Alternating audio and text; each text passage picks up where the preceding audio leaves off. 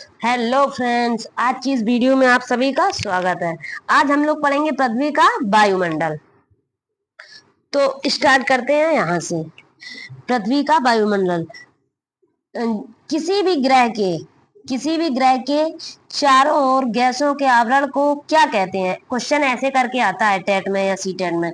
किसी भी ग्रह के चारों ओर गैसों के आवरण को क्या कहते हैं? तो आपका आंसर होगा वायुमंडल। आंसर क्या होगा आपका? वायुमंडल। अब देखते हैं यहाँ से। पृथ्वी को चारों ओर पृथ्वी को चारों ओर से घेरे हुए वायु के विस्तृत फैलाव को वायुमंडल कहा जाता है। और क्वेश्चन ऐसे आते हैं कि किसी भी ग्रह के चारों ओर गैसों के आवरण को क्या कहते हैं? आंसर होगा वायुमंडल। अब देखते हैं यहाँ पे। वायुमंडल के ऊपरी परत के अध्ययन को जो वायुमंडल के ऊपरी परत का अध्ययन किया जाता है उसे कहते हैं एरोलॉजी। वायुमंडल के ऊपरी परत के अध्ययन को एरोलॉजी कहा जाता है और वायुमंडल के निचली परत के अध्ययन को मेट्रोलॉजी कहा जाता है। ये इंपॉर्टेंट है, यहीं से क्वेश्चन बनते हैं कि वायुमंडल की ऊपरी परत के अध्ययन को एरोलॉजी कहा जाता है तथा वायुमंडल की निचली परत के अध्ययन को मेट्रोलॉजी कहा जाता है। अब देखेंगे थोड़ा आगे। पृथ्वी मंडल में ये जो वायु है वो कितने कितने परसेंट है। पृथ्वी के वायुमंडल में 70.07% क्या है? नाइट्रोजन। 20.93% क्या है? ऑक्सीजन। या फिर ऐसे कह दें कि 21% क्या है? ऑक्सीजन। चाहे ऐसे कह दें 20.93% क्या है? ऑक्सीजन। आर्गन गैस कितनी है? 0.093 कितनी है? आर्गन। कार्बन डाइऑक्साइड की परसेंटेज है 0.03%। कार्बन डाइऑक्साइड है। अब ऐसे पढ़ते हैं। नाइट्रोजन 78%, ऑक्सीजन 21%, आर्गन 0.93% और कार्बन डाइऑक्साइड कितनी है? कार्बन डाइऑक्साइड है 0.03%। अब यहाँ देखो, इस ग्राफ में देखो तो 78% क्या है? नाइट्रोजन। तो 78% ये देखो यहाँ पे ग्राफ में सबसे ज्यादा कौन सी गैस दिख रही है? Nitrogen gas. फिर नाइट्रोजन गैस के बाद ऑक्सीजन गैस। फिर ये देखिए यहाँ पे पैरेट कलर्स हुआ है, उसमें लिखा है ऑल अदर्स गैस है। और फिर ये है, यहाँ देखिए, ये देखिए carbon dioxide, argon gas, all of other, oxygen. Oxygen ये है ऑक्सीजन, ये है नाइट्रोजन, ये है कार्बन डाइऑक्साइड, ये है आर्गन और ये अदर गैसेस।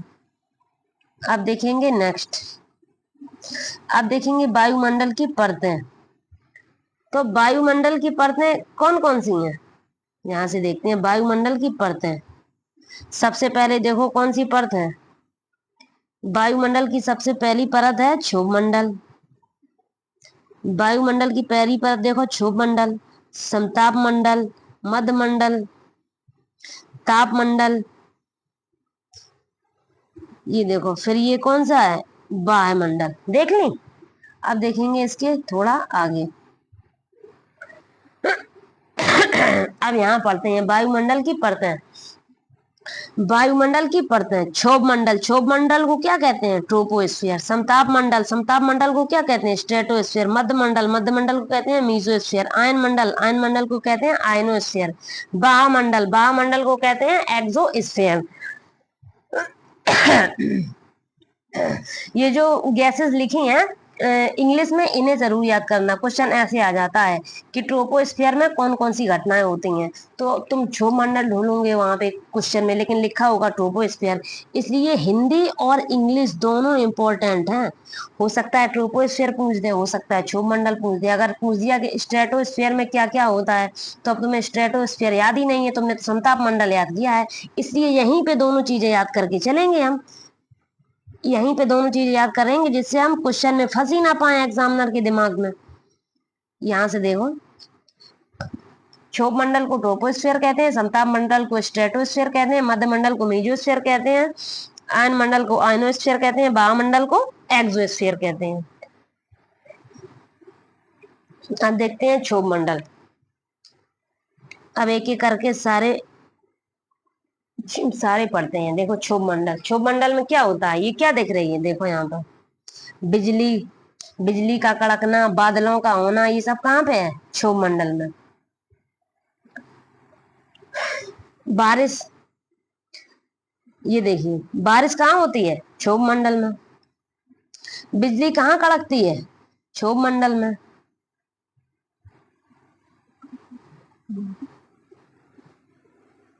ये देखिए ओले, ओले कहाँ गिरते हैं, क्षोभ मंडल में। तो आपको इमेज से तीनों चीजों से याद हो गया होगा, इमेज देख के याद हो गया होगा कि अगर पूछे जाए कि ओले कौन से मंडल में गिरते हैं तो क्षोभ मंडल में। क्वेश्चन ऐसे करके आएगा, वर्षा किस मंडल में होती है, तो वर्षा किस मंडल में होती है, क्षोभ मंडल में। बिजली का कड़कना किस मंडल में होता है, तो बिजली का कड़कना क्षोभ मंडल में। तीनों चीजें याद हो गई। अब देखेंगे क्षोभ मंडल की थोड़ी सी डेफिनेशन। यह वायुमंडल की, क्षोभ मंडल क्या है, यह वायुमंडल की सबसे निचली परत है। कौन सी परत है, निचली परत है। इसे संवहन मंडल या अधोमंडल भी कहते हैं। ये भी हो सकता है कि संवहन मंडल किसे कहते हैं, क्षोभ मंडल को ही संवहन मंडल कहा जाता है और क्षोभ मंडल को ही अधोमंडल कहा जाता है। इसलिए संवहन मंडल और अधोमंडल दोनों याद रखने हैं आपको कि ये क्षोभ मंडल के ही नाम है। क्षोभ मंडल के दो नाम और हैं, संवहन मंडल या अधोमंडल। अब यहाँ देखेंगे इसके आगे, क्योंकि संवहन धाराएं इसी मंडल तक सीमित रहती हैं और सभी मौसमी घटनाएं मैंने अभी आपको इमेज के द्वारा भी दिखाई थी, जैसे कि बादल, वर्षा, आंधी इत्यादि सभी इसी मंडल में आते हैं। आंधी, तूफान, बादल, वर्षा, ये सब कहाँ पे आते हैं, क्षोभ मंडल में।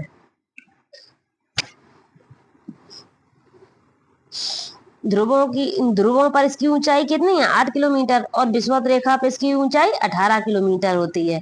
इस मंडल में तापमान की गिरावट प्रत्येक किलोमीटर पर 6.4 डिग्री, 6.4 डिग्री सेल्सियस, 165 मीटर पर 1 डिग्री सेल्सियस के दर से होती है।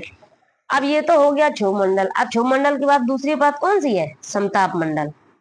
ये देखिए, जैसे क्षोभ मंडल में क्या क्या होता है, ओले ओले गिरना, बारिश होना, बादलों का आना, आंधी तूफान, ये सब कहाँ के हैं एग्जाम्पल, क्षोभ मंडल के। अब बात करेंगे समताप मंडल की।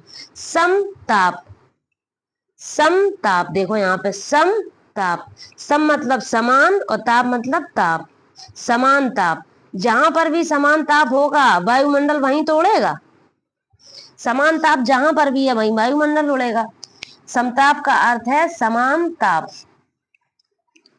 जहां समान ताप होता है उसे समताप मंडल कहते हैं। अब थोड़ा इसके आगे पढ़ते हैं। इसमें तापमान समान रहता है और इसमें किसी प्रकार की मौसमी घटनाएं नहीं होती हैं कि यहाँ पे बार बार ओले गिरे, बारिश हो, ऐसा नहीं होता है। जहाँ इस वायुमंडल का मान समान ताप होता है, इसका ताप कैसा होता है, समान, इसलिए यहाँ पे वायुयान उड़ते हैं। इसी कारण वायुयान उड़ने के लिए आदर्श क्षेत्र माना जाता है। कैसा क्षेत्र माना जाता है, आदर्श क्षेत्र। परंतु कभी कभी इस मंडल में कुछ विशेष प्रकार के बादल, भूलाभ, मेघ का निर्माण होता है। इस मंडल का विस्तार पृथ्वी की सतह से 18 से 32, कहां से कहां तक है, 18 से 32 किलोमीटर तक पाया जाता है। क्षोभ मंडल 18 किलोमीटर है, फिर 18 से 32 कहाँ है, क्या है, समताप मंडल। ट्रोपोस्फियर 18 किलोमीटर तक है, फिर 18 से 32 क्या है, स्ट्रेटोस्फियर, यानी कि समताप मंडल। इसकी मोटाई ध्रुवों पर सर्वाधिक पाई जाती है। समताप मंडल की मोटाई ध्रुवों पर सर्वाधिक पाई जाती है और कभी कभी विषुवत रेखा पर इसका लोप हो जाता है। किसका, समताप मंडल का, स्ट्रेटोस्फियर का।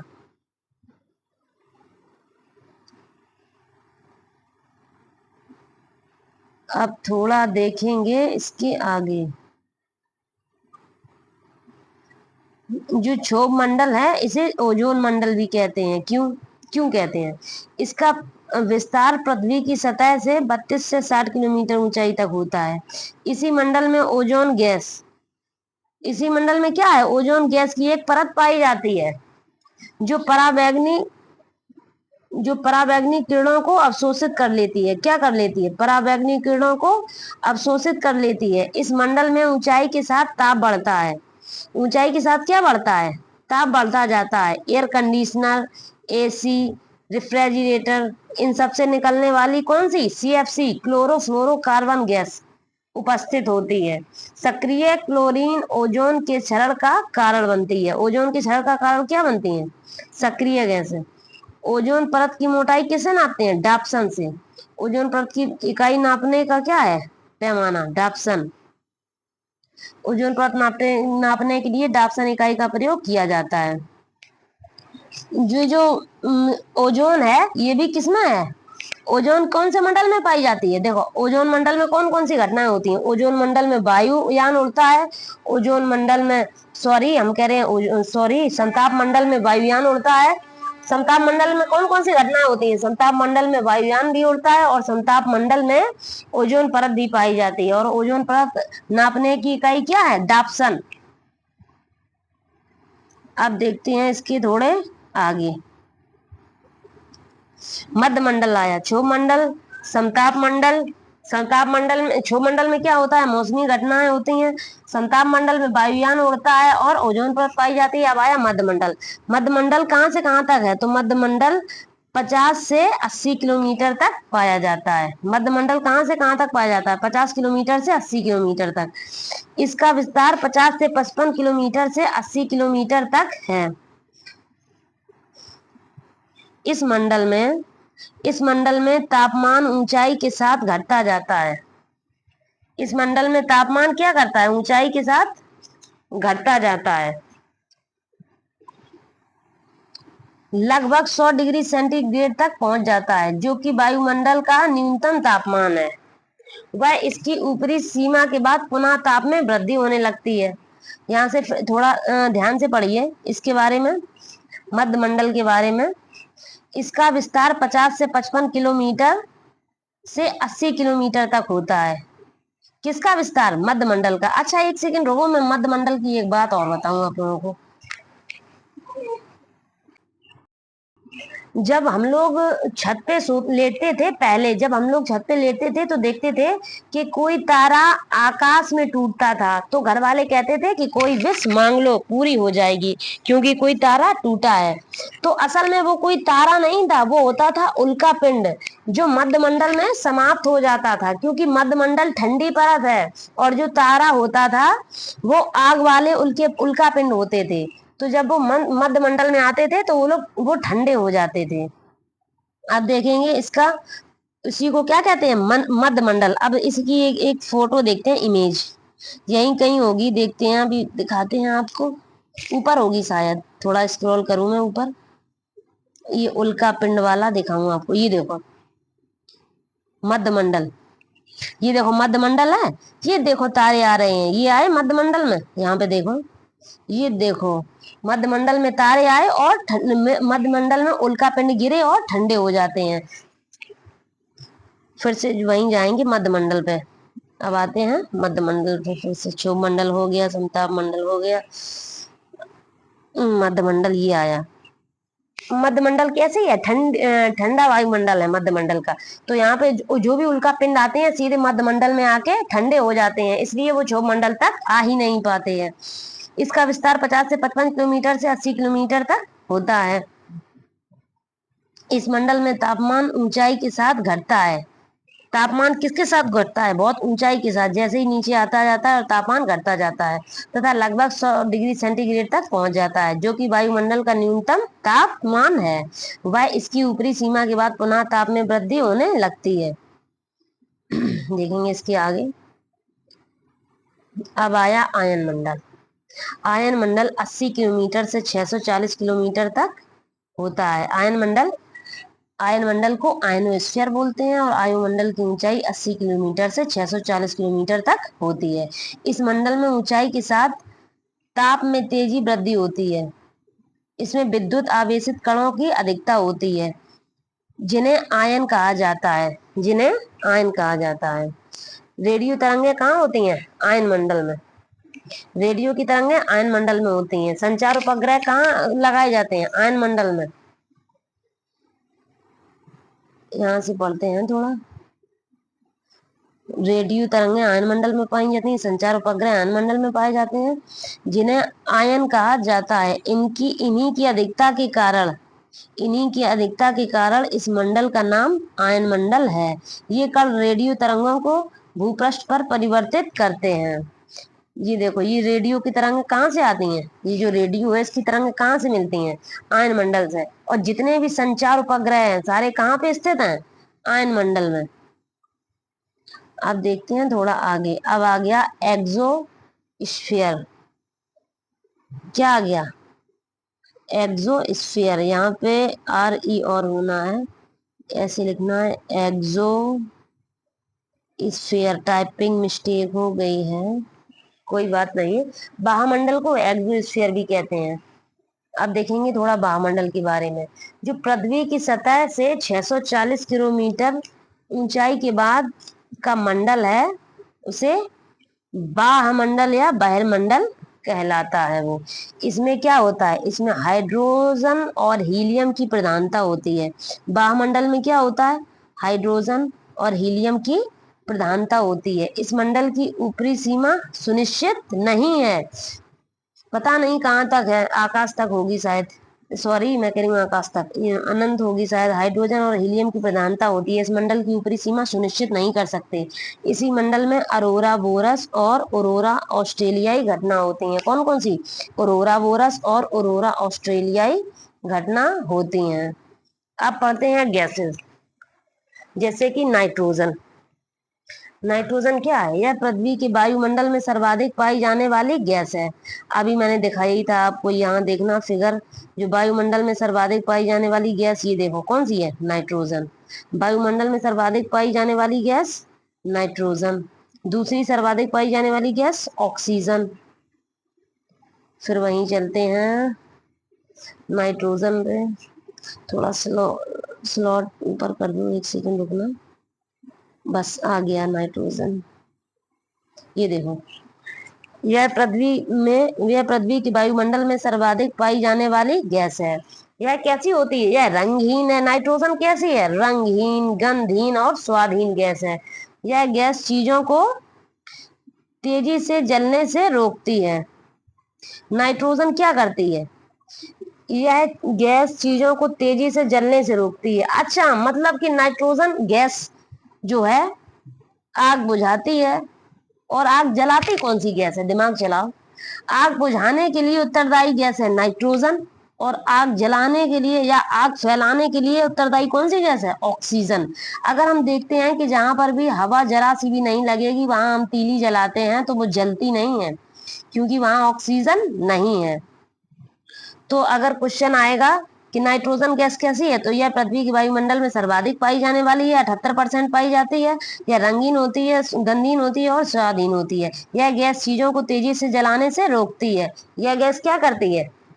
चीजों को तेजी से जलने से रोकती है। यदि वायुमंडल में यह गैस नहीं होती तो आग पर नियंत्रण पाना बहुत ही मुश्किल था। अगर एक बार आग लग जाती तो फिर वो जाना कैसा हो जाता? मुश्किल या नामुमकिन।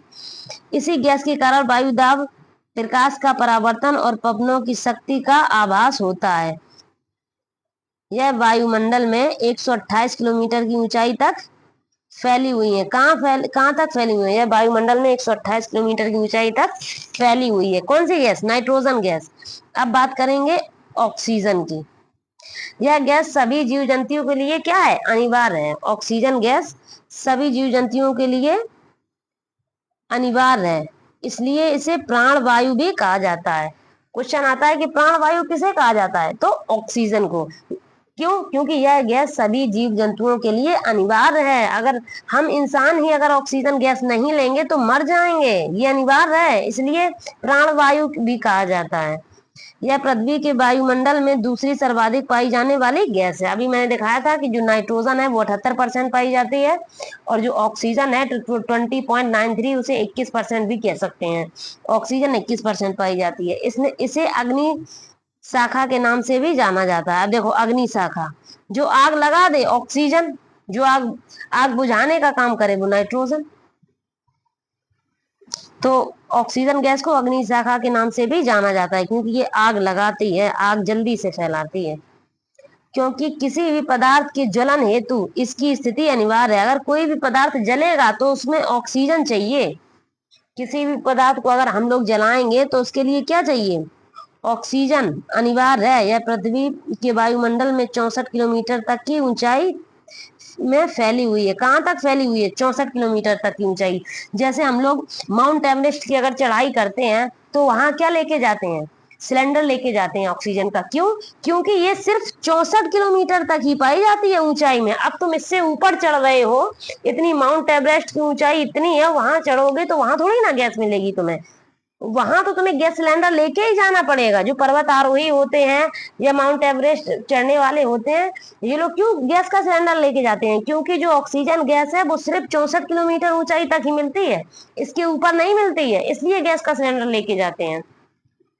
जैसे ही हम लोग 16 किलोमीटर के ऊपर जाते हैं, वैसे ही ऑक्सीजन की मात्रा बहुत कम होती जाती है, इसलिए यह सबसे निचली परत में पाई जाती है। निचली परत कौन सी है? क्षोभ मंडल। अब देखते हैं ओजोन। ओजोन का फॉर्मूला क्या है? O3। यह ऑक्सीजन का अपर रूप है। O3 क्या है?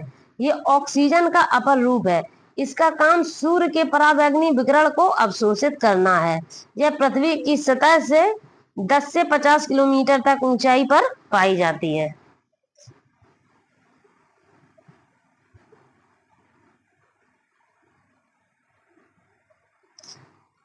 अब देखते हैं ओजोन गैस की। और ओजोन किससे? ओजोन को मापने की इकाई क्या है? डाप्सन।